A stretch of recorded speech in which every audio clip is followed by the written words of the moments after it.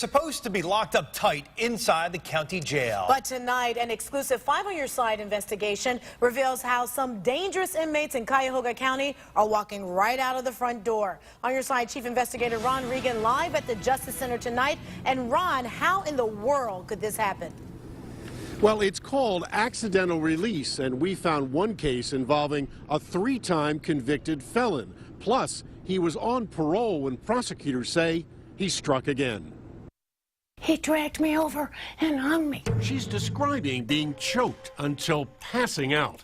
And this man, Richard Franklin, is charged with both felonious assault and aggravated robbery after slipping into her apartment. Crawled into the living room where my phone is, and I called 911. But we found it's far from his first offense and raises serious questions about how, after being arrested, Franklin could have possibly walked right down this hallway inside the county jail in plain sight of deputies and out the door. And now you're telling me that he accidentally gets out of county?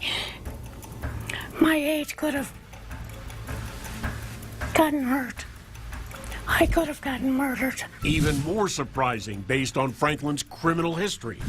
In and out of prison twice on theft, kidnapping, and felonious assault charges since 2004, Franklin was on parole for just 4 months when he was arrested again on more burglary and theft charges. But despite being a repeat violent offender, Franklin's initial $39,000 bond was reduced to just $10,000, and Franklin was back on the street. And in just weeks, another victim. He left me for dead. Judge John Russo was not involved in Franklin's case, but serves as administrative judge for Cuyahoga County Common Pleas Court. Here's what would have made a difference.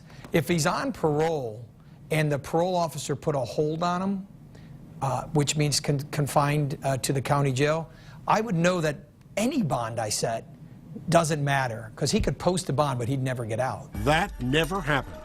But as a result of Franklin and others, Ohio's Adult Parole Authority changed its policy in July 2014. Too late to keep Franklin locked up. So, just a few weeks before his trial, Franklin was accidentally released when a corrections officer saw only a previous misdemeanor jail term had expired, failing to see additional felony charges. There's a series of checks we do to make sure this doesn't happen, and we missed one of the checks, which resulted in him being released. Ken Mills is Cuyahoga County's new Director of Regional Corrections. You allowed someone with 2 felony cases to walk out the front door of the jail. Yes, unintentional. How could that happen? Human error. Unfortunately, it happens. You know, we process... Has it happened before? We process 30,000 releases a year. How many times has this happened? It happens 3 to 5 times a year. And it happens at jails across the country. Mills took over the jail last March and says inmates now undergo 2 additional layers of review before being released. And no one's been accidentally released over the last 12 months.